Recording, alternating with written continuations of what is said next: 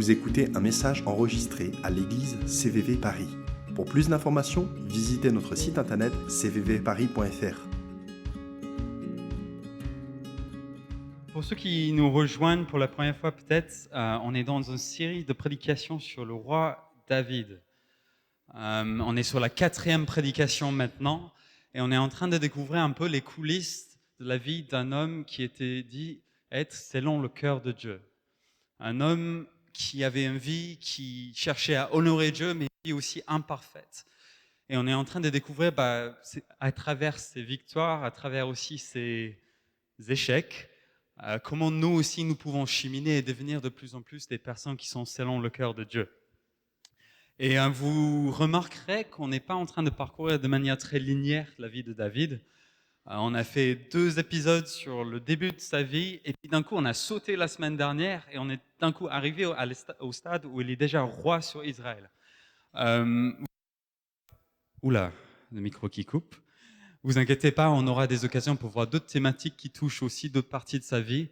On a choisi de ne pas être très linéaire, on va faire des zooms sur des parties clés un peu de sa vie. Et Thomas, notamment, la semaine dernière, nous a parlé de cette histoire où David consulte son ami, le prophète Nathan, sur l'idée, sur le projet qu'il a sur son cœur de bâtir un temple pour Dieu. Et Nathan l'encourage, mais surtout Nathan l'aide à voir quel est vraiment le projet de Dieu, qui est finalement que ce soit pas David qui construit le temple, mais son fils plus tard. Et il essaie notamment avec cet encouragement, c'est qu'il est Nathan dans nos vies, qui sont pas juste là pour nous encourager, mais qui sont là pour écouter Dieu et nous apporter la sagesse de Dieu pour nos projets, pour nos idées. Qui sont les personnes autour de nous, qui nous aident à voir ce que Dieu veut pour nos vies. Et je sais que ça, c'était un bel encouragement. Et tout de suite, est-ce que l'autre micro il fonctionne ou je crois qu'il est mort, l'autre micro. Et ça m'a fait tout de suite penser à... Ça marche ? Non, ça marche pas. C'est pas grave, on va continuer avec ce micro. Faut pas que je le bouge. Donc si vous me voyez bouger trop le micro et m'exciter, c'est pour ça que ça coupe, ok ? Mais je pensais tout de suite à un couple d'amis qu'on voit à peu près tous les semaines avec Kenza. On prend un temps un peu informel, on mange ensemble et puis on prend un petit moment pour prier. Et j'ai pensé à ça un peu comme Thomas parlait de qui sont les Nathans dans nos vies, parce que souvent on prend des moments quand on a des problématiques dans nos vies, ou même quand on invite quelqu'un d'autre à venir nous rejoindre, on l'écoute et puis on prend un moment pour prier pour la personne et dire Dieu, est-ce que tu veux dire quelque chose pour eux? Et c'est souvent des moments où il y a 3, 4, 5 paroles. Certains, c'est des paroles qui viennent de Dieu, certains on se trompe, mais c'est pas grave, on comprend qu'on peut se tromper. Mais on sort souvent de ces moments encouragés. Et donc j'aimerais vous encourager. C'est qui ces personnes autour de vous avec qui vous priez, qui sont capables de vous dire je pense que Dieu te dit ça. Il t'encourage dans ce sens-là. Si vous n'en avez pas, trouvez quelqu'un, invitez-le à manger chez toi, apprenez à le connaître, et peut-être qu'en apprenant à le connaître, vous allez établir une relation qui permet ce genre de Nathan dans nos vies. Voilà, donc je reviens sur notre histoire d'aujourd'hui. Donc l'histoire qu'on a aujourd'hui, c'est une histoire qui est bien connue. Je pense que vous avez beaucoup en entendu parler en tout cas, et c'est un des moments marquants de la vie de David. Il a vécu ces années en tant que jeune, montant dans les rangs du roi Saül, quand il a vaincu Goliath. Il a vécu des années où il a vécu beaucoup de faveur de la part de Dieu. Mais ensuite, il a vécu des années, on n'a pas trop encore exploré cette partie-là, où Saül est devenu jaloux de David. Il a chassé, il a cherché à le tuer, et David se trouve en exil. Il se trouve en train de courir pour sauver sa vie. Et c'est une saison assez noire, assez compliquée dans sa vie. Ensuite, une période où David commence à voir un peu l'accomplissement de la promesse de Dieu sur sa vie, où il devient roi sur Juda, qui est une partie d'Israël. Et pendant 7 ans, il règne à Juda. Mais les versets qu'on a aujourd'hui, c'est le moment qui marque un tournant dans sa vie, parce qu'il va devenir enfin roi sur tout Israël. La promesse qui a été mise sur sa vie il y a maintenant plus d'une 20aine d'années, quand il était jeune, qui deviendrait roi sur Israël, est en train de s'accomplir dans ces versets qu'on est en train de lire. Et donc c'est un moment qui est marquant dans sa vie, c'est un moment assez clé. qu'au centre de cet événement fort dans sa vie, l'histoire ne se focalise pas uniquement sur lui. Oui, David, il est là, il est en train de vivre son avènement, mais l'histoire se focalise sur une autre histoire. C'est l'histoire de l'arrivée du coffre de Dieu, du coffre de l'Alliance à Jérusalem. Et donc, je vous invite à découvrir ce passage ensemble et on va découvrir un peu pourquoi ce coffre est si important. Et l'aventure un peu de ce matin, c'est qu'on va essayer de découvrir ensemble pourquoi, quand Dieu se manifeste quelque part, il y a une augmentation de la crainte de Dieu, il y a une augmentation de la joie, il y a aussi une augmentation du jugement dans le cœur de certains. Donc on va découvrir ça ensemble. Si vous avez vos Bibles, je vous invite à ouvrir 2 Samuel 6. Je vais lire à partir de la version, je crois, Bible du Semeur, si je ne me suis pas trompé. Sortez vos Bibles parce qu'on va rester dans 1 Samuel 6, on va rebondir dessus régulièrement, ça va vous aider à suivre. Sur le téléphone, ça passe très bien. Vous pouvez taper en ligne aussi 2 Samuel 6, vous devrez trouver le texte.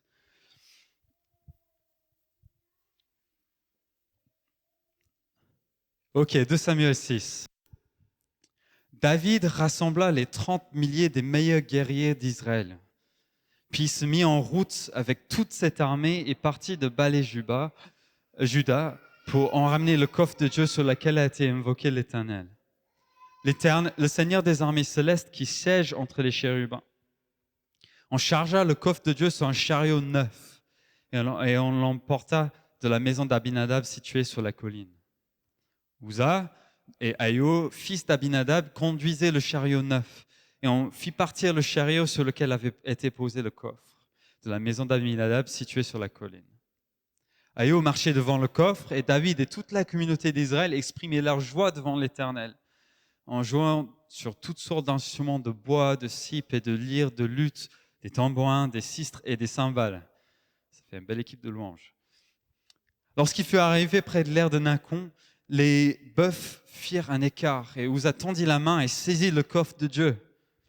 Alors l'Éternel se mit en colère contre Uza et Dieu le frappa sur place à cause de sa faute. Uza mourut là, à côté du coffre de Dieu.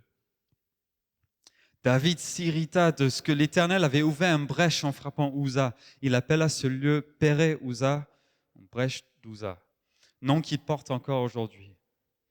Ce jour-là, David prit peur de l'Éternel et se demanda « Comment oserais-je faire venir le coffre de l'Éternel chez moi ?» Il renonça donc à transporter le coffre de l'Éternel chez lui dans la cité de David et il le fit déposer dans la maison d'Obed-Édom, un homme originaire de Gath. Le coffre y resta 3 mois et l'Éternel bénit Obed-Édom et toute sa famille. Okay, David fait revenir le coffre de l'Éternel à Jérusalem. Et les choses ne se passent pas comme prévu. Ça devait être un moment de joie, un moment de célébration, mais mauvais événement qui arrive, Uza, pensant faire le bien, touche le coffre et il est frappé par Dieu et il meurt. Visiblement, ce coffre n'est pas juste n'importe quel coffre. C'est pas le petit coffre en bois chez vos grands-parents que vous pouvez toucher sans mourir, quoi. Enfin, vous voyez un peu le truc. Ce coffre n'était pas n'importe quel coffre. Et cette histoire avec Uza, avec lequel démarre ce chapitre, nous laisse avec des questions, je pense. Et donc, pour commencer sur ces questions, la première question, je pense, c'est quel est ce coffre ? Qu'est-ce qu'elle signifie ? Le coffre de Dieu, de l'Alliance, c'est un objet qui date de l'époque de Moïse, donc bien avant le règne de David. C'est Dieu qui a demandé la création de ce coffre, et sans aller dans tous les détails du symbolisme des rites qui y sont associés dans la loi qui a été donnée à Moïse, le coffre en simple était le lieu de la présence de Dieu parmi le peuple. C'est là au coffre que le Seigneur était présent au milieu de son peuple, tabernacle. C'était le lieu physique, si vous voulez, où Dieu demeurait au sein de la cité, au sein du campement aussi pendant le temps dans le désert. Et c'est à partir de ce lieu-là que Dieu parlait à son peuple, qu'il adressait sa parole. Ce coffre est quelque part le lieu physique où Dieu a choisi de se manifester parmi son peuple. Donc David, qui ramène le coffre à Jérusalem pour acter le début de son règne, c'est pas juste faire venir un objet religieux, c'est David qui fait revenir la présence de Dieu au sein du peuple de Dieu. C'est David qui donne une place centrale à nouveau à Dieu dans les affaires de son peuple. Dieu qui vient à nouveau demeurer au sein de son peuple. Donc la présence de Dieu qui revient au sein de son peuple. Donc c'est ça de quoi il est sujet. On est en train de faire revenir finalement Dieu au centre du peuple de Dieu. Dieu qui siège à nouveau au sein de son peuple.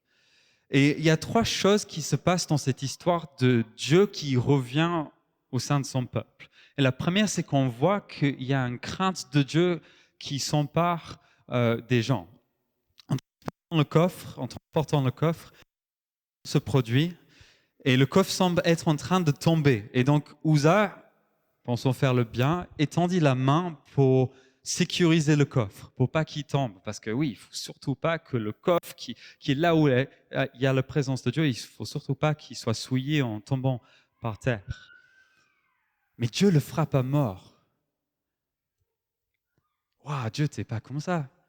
Uza, il essaie de faire quelque chose de bien, il essayait de faire une bonne chose. Pourquoi est-ce que tu le juges de cette manière-là? Pourquoi est-ce qu'il meurt? Qu'est-ce qui se passe? Je pense que si on était des Juifs de l'époque, on aurait plus facilement compris ce qui était en train de se passer. La loi qui était donnée à Moïse par eux interdisait de manière assez claire de toucher le coffre. En fait, il y avait seulement les prêtres qui étaient de la famille de Kehath, je ne sais pas si je le prononce bien, Kehath, qui pouvaient porter ce coffre et seulement sur les barres en fait, qui sortaient du coffre. Ils n'avaient pas le droit de toucher cet objet. Et donc, Uza, qui était sûrement de la descendance de la famille de Kehath, devait savoir qu'il était interdit de toucher ce coffre. Il était au courant et il connaissait sûrement les Écritures à ce sujet. Et donc Uza, premièrement, va à l'encontre de la loi. Et il sait qu'il n'a pas le droit, mais il le fait parce qu'au cas où que ça tombe par terre, quoi. Mais au-delà de cette interdiction dans la loi, pourquoi est-ce qu'il est interdit de toucher le coffre? Pourquoi est-ce qu'un homme ne pouvait pas le toucher, en fait? C'est ça un peu la question. Et je pense que la réponse sont très simple, sans aller dans trop de détails, est simplement que le contact avec Dieu pour un homme pécheur, un homme qui a fait des erreurs, un homme qui est imparfait, à cette époque-là en tout cas, était mortel. L'homme qui a le mal en lui, l'homme qui a fait des choses à l'encontre de Dieu ne pouvait pas subsister en fait dans la présence de Dieu. Et donc en touchant le coffre, en venant en contact avec Dieu lui-même, il n'a pas pu subsister. Il n'était pas juste, il n'était pas suffisamment juste pour pouvoir se tenir dans la présence de Dieu. Et il est frappé, il est jugé pour son erreur. Le coffre de l'Alliance, la présence de Dieu revient à Jérusalem. Mais en fait, ce n'est pas si simple que ça. En fait, faire revenir Dieu, c'est quelque chose qui a une crainte qui naît dans le cœur des gens. Et David, il écrit, il prie peur. David a eu peur de Dieu.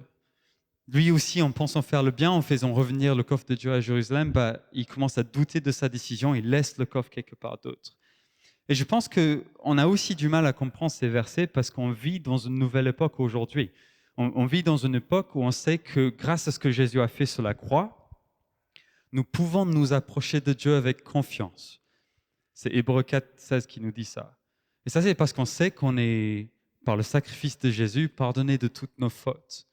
Et donc, si notre péché est pardonné, nous sommes considérés comme justes devant Dieu, nous pouvons maintenant entrer dans sa présence. Et c'est pour ça que quand on loue Dieu, on dit « Saint-Esprit, viens Dieu par ta présence, viens ici parce qu'on va te rencontrer. » On n'a pas peur parce qu'on est couvert par le sacrifice de Jésus. Et donc, on y va en confiance.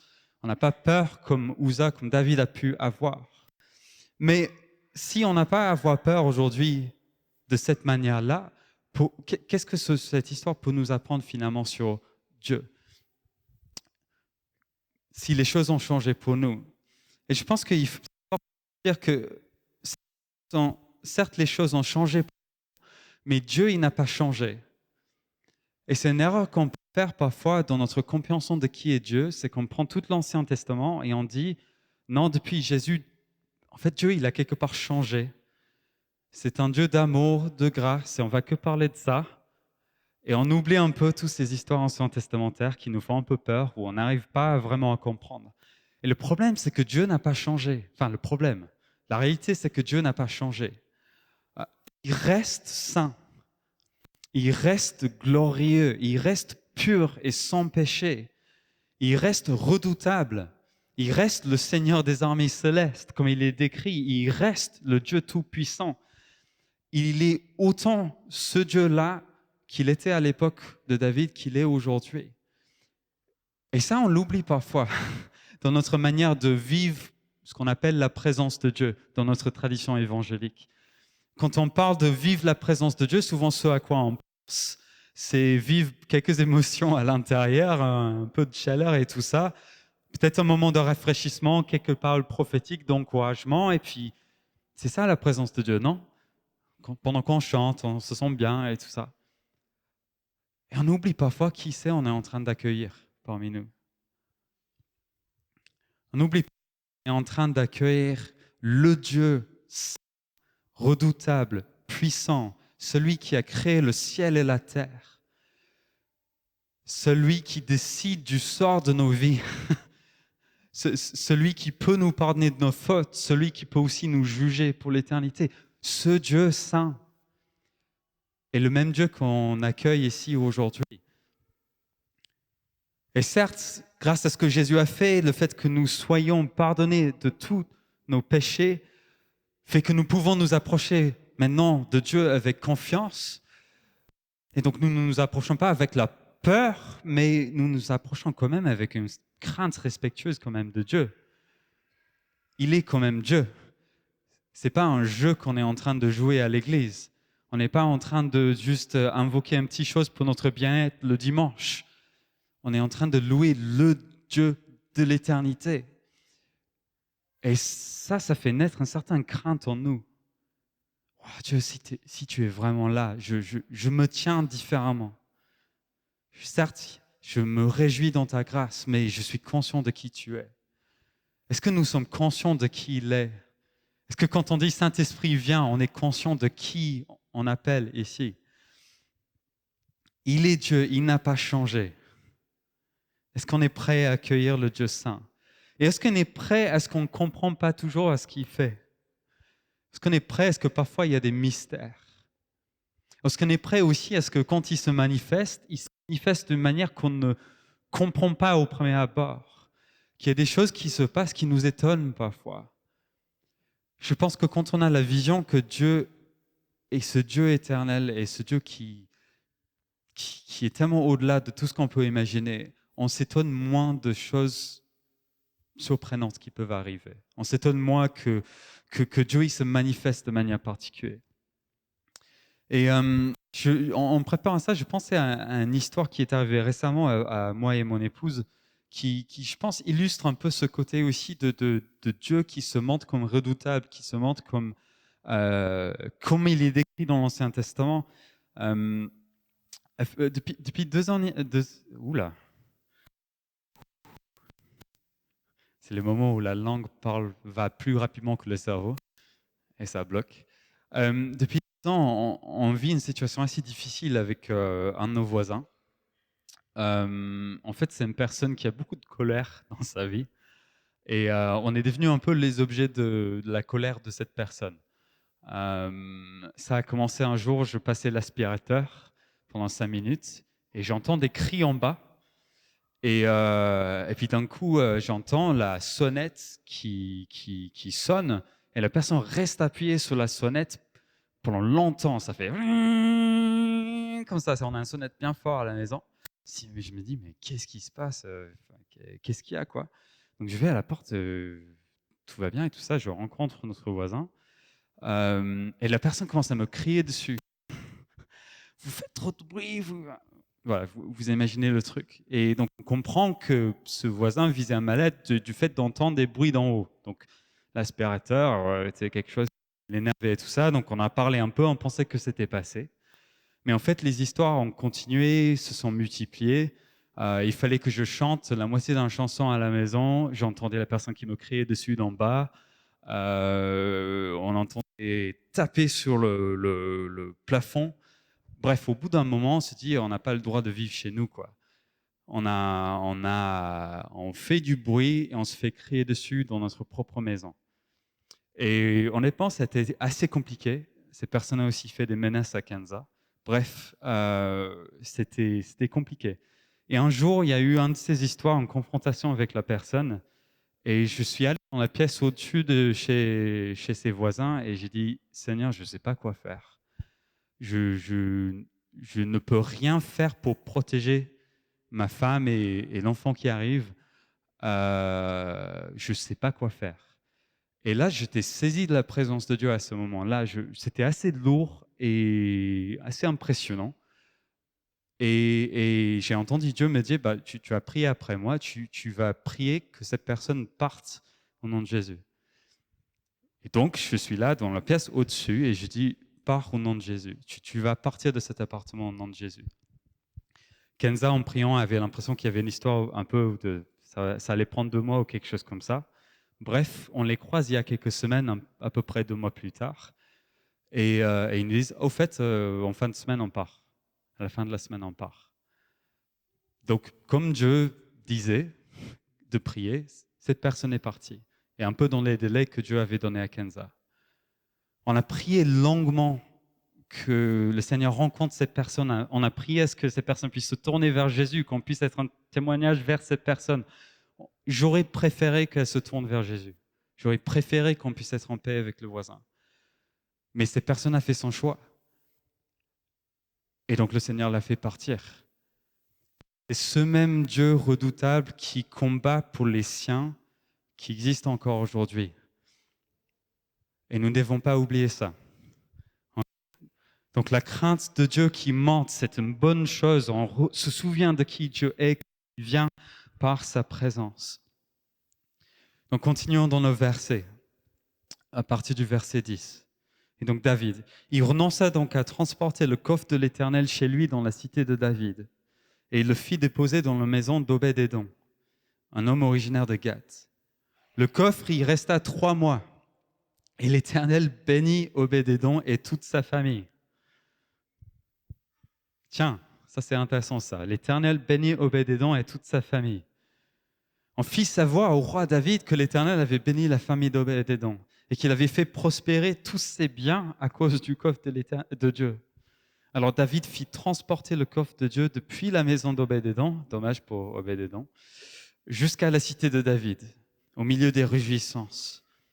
Quand ceux qui portaient le coffre de l'Éternel eurent avancé de 6 pas, ils s'arrêtèrent et l'on offrait en sacrifice un taureau et un veau gras. David dansait de toutes ses forces devant l'Éternel, vêtu seulement d'un vêtement en lin semblable à celui des prêtres. Ainsi, David et tout le peuple d'Israël transportèrent le coffre de l'Éternel en poussant des cris de joie, en faisant résonner les corps. Ça, c'est le deuxième point. Quand Dieu se manifeste quelque part, quand il vient par sa présence, il y a une augmentation de la joie. C'est 2 Corinthiens 3.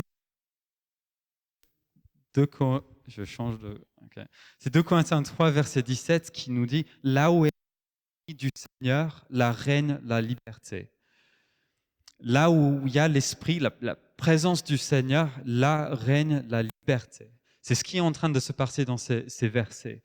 La liberté est en train de commencer à régner à Jérusalem alors que la présence de Dieu revient. Et David, ignorant totalement sa réputation, ignorant totalement le regard des autres, il se met à danser devant Dieu.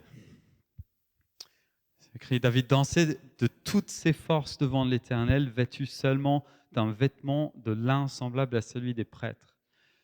Le texte original, il n'utilise pas le mot danser en fait, c'est assez intéressant. Il décrit plutôt la manière que David était en train de danser.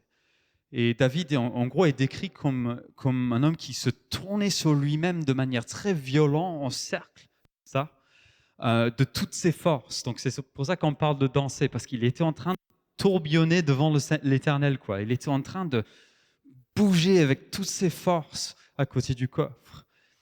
Donc c'était pas juste David qui dansait en tapant un peu les mains, en bougeant un petit peu les épaules et tout ça. C'était un homme de guerre musclé, fort, qui était en train de tourner avec toutes ses forces pour célébrer Dieu. Je pense que ça devait être impressionnant comme événement.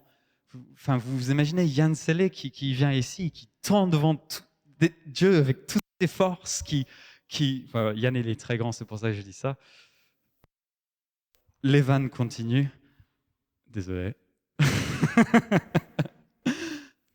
Bref, ça devait être impressionnant. C'est pas juste une petite danse, c'est pas juste du ballet en train de tourner comme ça. Il utilisait ses forces pour danser devant le Seigneur. Et ça m'a rappelé mon enfance où j'ai vécu dans une église en fait qui vivait un renouveau de l'esprit pendant que j'étais jeune.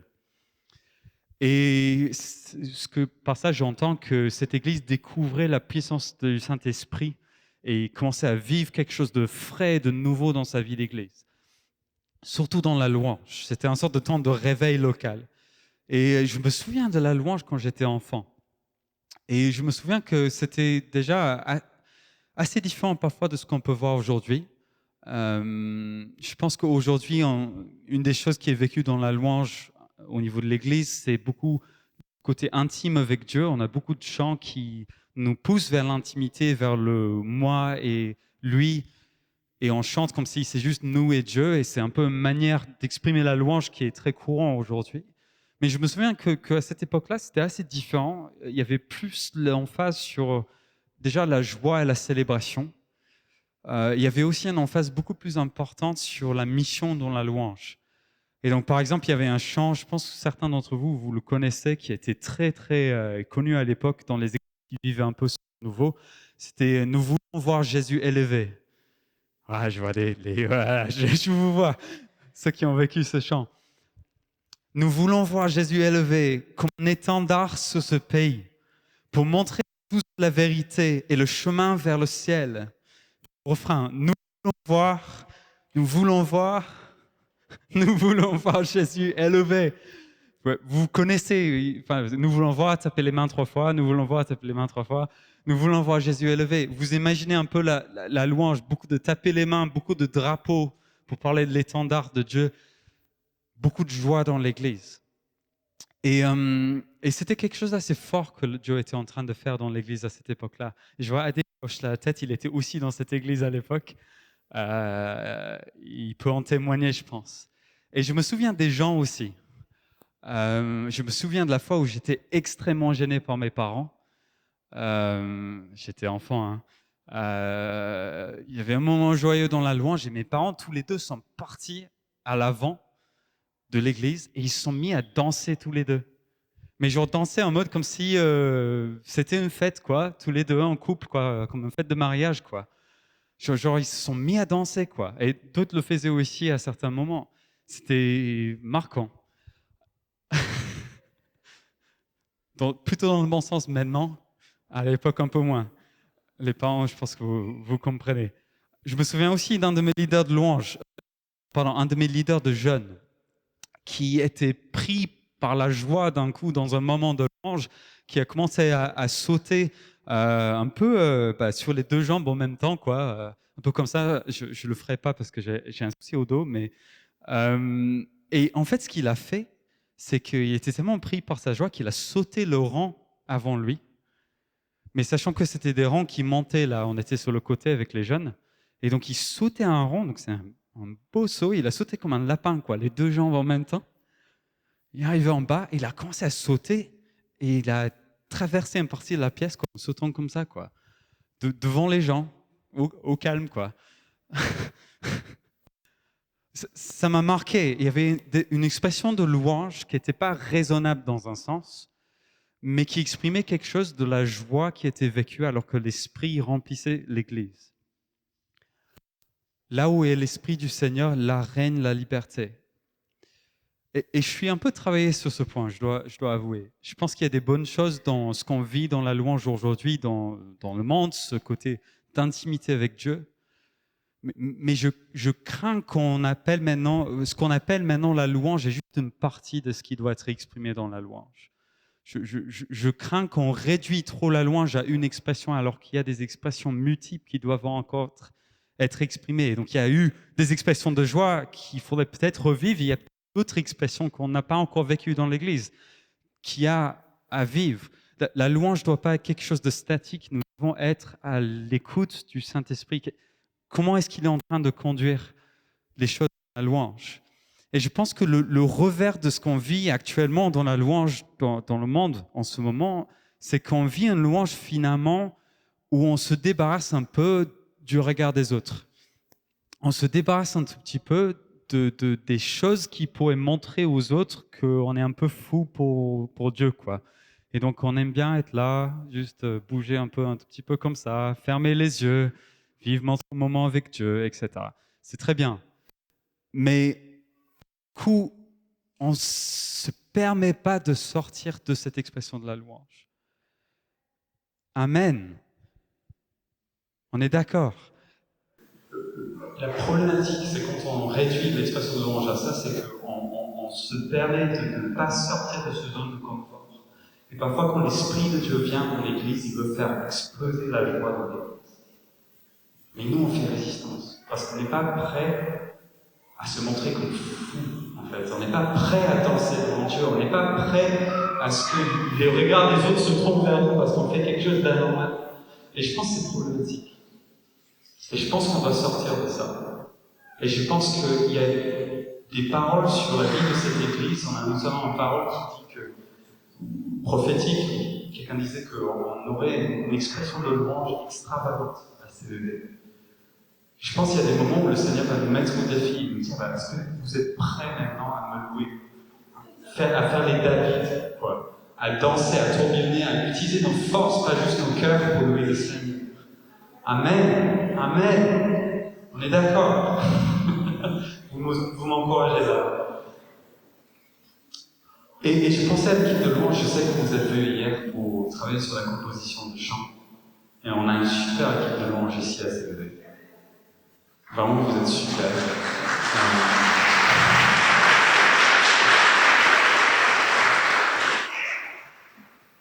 Mais j'ai envie de vous dire qu'il y a trop de chants, il y a trop peu de chants, pardon, qui nous permettent cette expression de joie et qui nous permettent cette explosion de la louange dans l'Église. Il y en a très peu, en fait, en français aujourd'hui.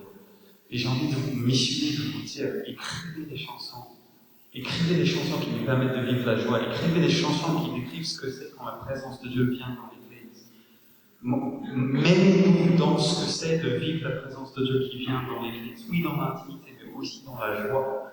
J'ai envie qu'on missionne ensemble, en fait, pour pas seulement écrire, mais nous mêler dans cette chose-là. Et je pense aux batteurs dans l'équipe de louange. Je ne sais pas s'il y en a beaucoup qui sont là aujourd'hui. Je pense aux musiciens. Vous êtes mêlés aussi dans la louange. Vos instruments nous mènent dans la joie et dans l'expression de louange à Dieu. Et j'ai envie de vous encourager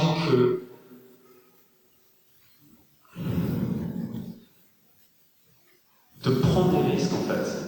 De choisir, de sortir du zone de confort, de peut-être taper plus fort, de peut-être jouer plus fort à certains moments, d'y aller, tenter un truc joyeux, même si l'Église a un peu du mal à suivre. Mais de nous mener, de prendre des risques pour nous mener dans ce sens-là. J'ai envie de vous encourager dans ça, l'équipe de louange. J'ai envie que nous, on vous encourage dans ça. Parce que quand la présence de Dieu vient dans l'Église, il y a une expression de joie. Il y a une explosion même de joie parfois. David dansait devant Dieu. On veut une louange qui sait être extravagante ici pour Dieu. Ok, on continue. Verset 16. Lorsque le coffre de l'Éternel arrivait dans la cité de David, Michal, la fille de Saül, regardait par la fenêtre. Elle vit le roi David sauter et danser devant l'Éternel. Alors elle conçut du mépris pour lui dans son cœur. On amena le coffre de Dieu et on le déposa au milieu de la tente que David avait fait dresser pour lui. Et David offrit des holocaustes et des sacrifices culminants devant l'Éternel. Quand David eut achevé d'offrir ses sacrifices, Il bénit le peuple au nom de l'Éternel, le Seigneur des armées célestes.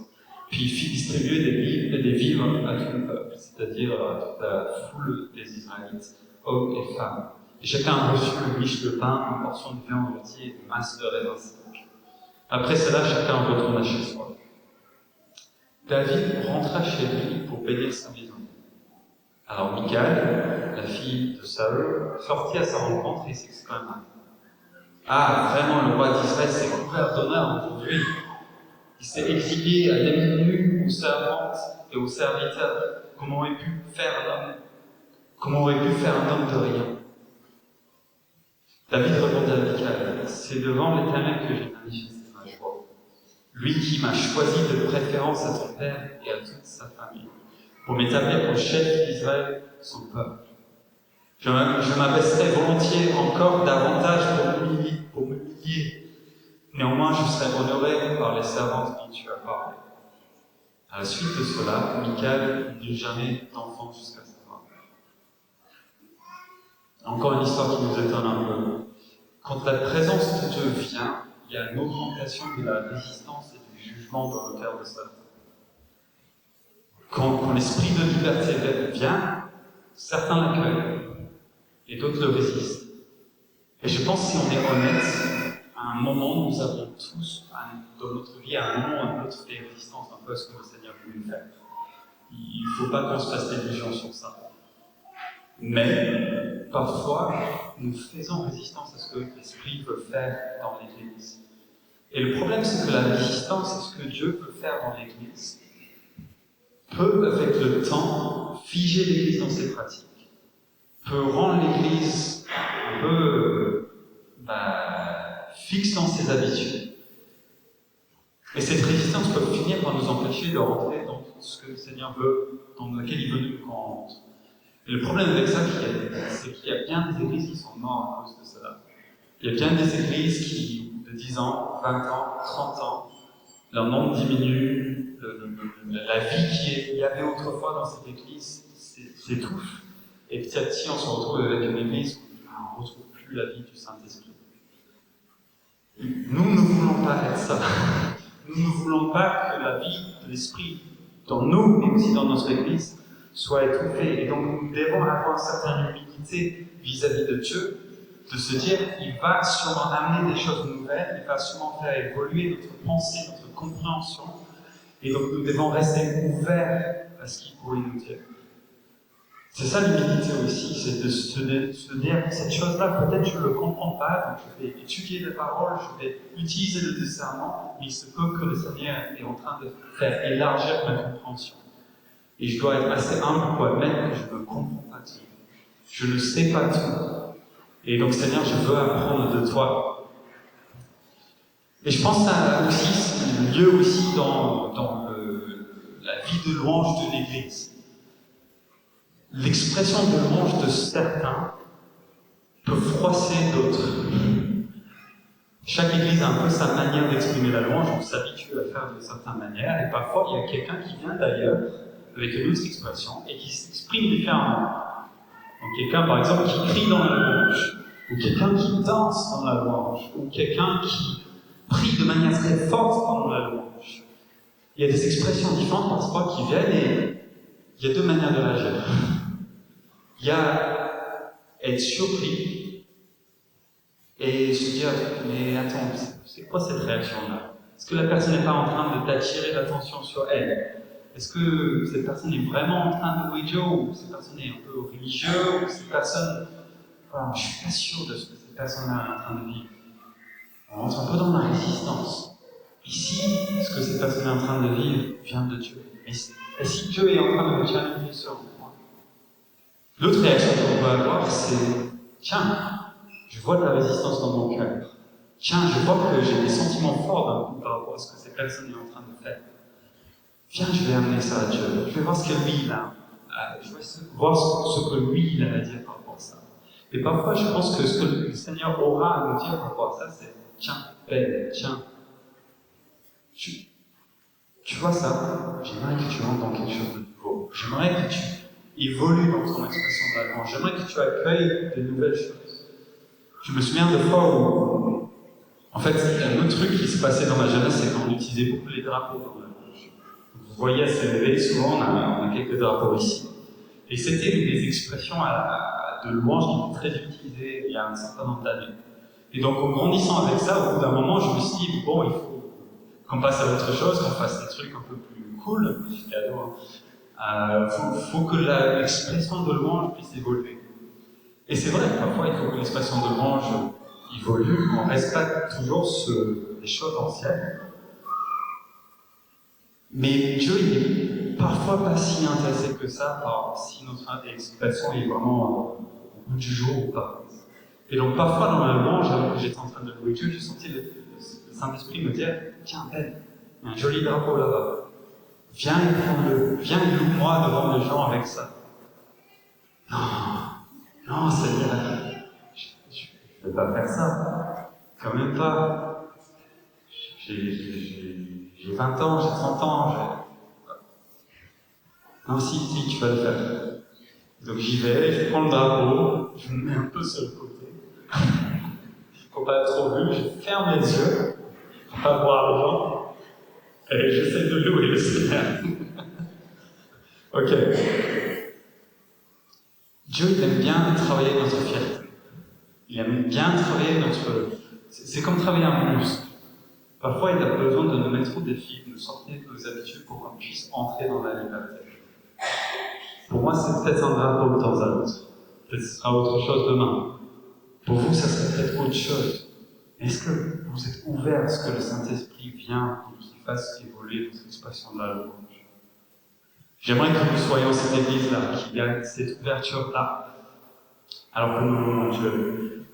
Nous avons vu 3 points. Et le fil conducteur, c'est que quand la présence de Dieu vient, nous ne pouvons pas rester indifférents. Quand Dieu se pointe, il aime bien se pointer au milieu de son peuple. Comme on voit dans ce texte et comme on voit encore aujourd'hui, il y a des choses qui sont bousculées.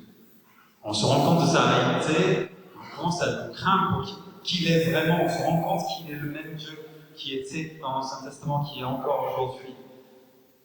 Mais aussi, nous vivons une joie quand il est là. Nous rendons compte qu'il est là et que nous sommes libres et nous pouvons exprimer cette liberté. Et nous pouvons exprimer, même avec notre force, comme David, cette liberté. Et enfin, par contre, quand la présence de Dieu vient, ça fait de la résistance dans nos cœurs parfois. Et là, nous devons travailler, nous devons nous remettre à nouveau à la chose, nous devons le laisser travailler dans nos cœurs pour que nous ne soyons pas des gens qui résistent à son esprit, mais des gens qui l'accueillent. Et donc j'ai envie qu'en terminant, qu'on puisse prier ensemble, juste remettre ces choses à Dieu, et puis on va chanter un chant. Le chant que tu veux, Macarena, sans pression. Je ne leur ai pas prévenu que j'allais parler autant de la joie, donc... C'est pas la seule expression de louange.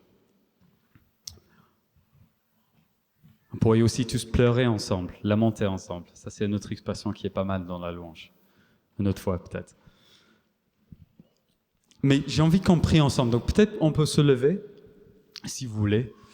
Et j'aimerais qu'on prie pour 2 choses. On va prier pour nous-mêmes, parce qu'on a besoin que le Seigneur nous travaille et qu'il nous aide à entrer dans le nouveau de Dieu. Mais on va aussi prier pour l'équipe de louange, si ça ne vous dérange pas. Ça passe? Ça marche, ok. Parce que j'aimerais qu'on prie pour cette équipe qui met tellement de temps de côté pour nous conduire dans ces moments de louange. Et c'est une charge qui est lourde. C'est une des services le plus chronophages. Enfin, il y en a beaucoup qui sont chronophages, mais celui-là est particulièrement chronophage. J'aimerais juste qu'on les bénisse et qu'on prie qu'ils puissent avoir des rencontres avec Dieu, qu'ils puissent les conduire dans des belles choses avec Dieu, quoi. Et donc je vais prier pour nous, et puis peut-être on va trouver les membres de l'équipe de louange après, on va aller prier pour eux, étendre les mains. Mais peut-être on peut fermer les yeux juste un instant. Et Seigneur, on vient vers toi. Et on te remercie pour qui tu es. Parce que tu es le même Dieu. Hier, aujourd'hui, tu seras le même Dieu à l'avenir aussi. Tu n'as pas changé. Et c'est une bonne nouvelle pour nous. Tu es saint, tu es redoutable, tu es fort. Et tu viens nous révéler qui tu es. Et Saint-Esprit, je prie que tu viens et que cette conviction de qui tu es, cette révélation de qui tu es puisse être tangible dans cette pièce maintenant. Viens, Saint-Esprit. Là où notre compréhension de qui tu es est trop petit, je prie que tu élargis notre compréhension, que tu élargis notre boîte pour qu'on puisse concevoir que tu es plus grand encore, qu'il y a des choses encore plus à découvrir avec toi. Viens, Saint-Esprit, élargir notre pensée, viens élargir notre compréhension.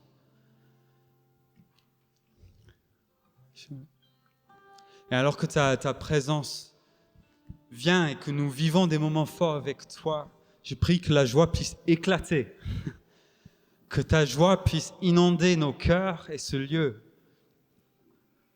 Ta joie, Seigneur, est notre force. Et on sait qu'il y a une liberté qui vient quand tu viens et on prie, esprit de liberté, que tu remplis ton Église, que tu nous remplis.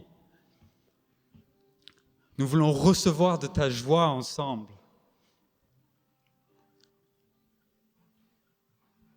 Nous voulons recevoir la joie qui peut être vécue au milieu des détresses, au milieu du deuil, qui n'est pas nier les événements, mais qui est de se rendre compte de qui tu es et quand même te louer.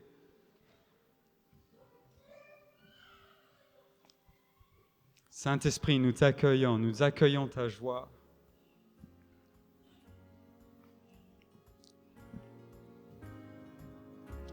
Merci pour ta joie. Merci pour ta joie.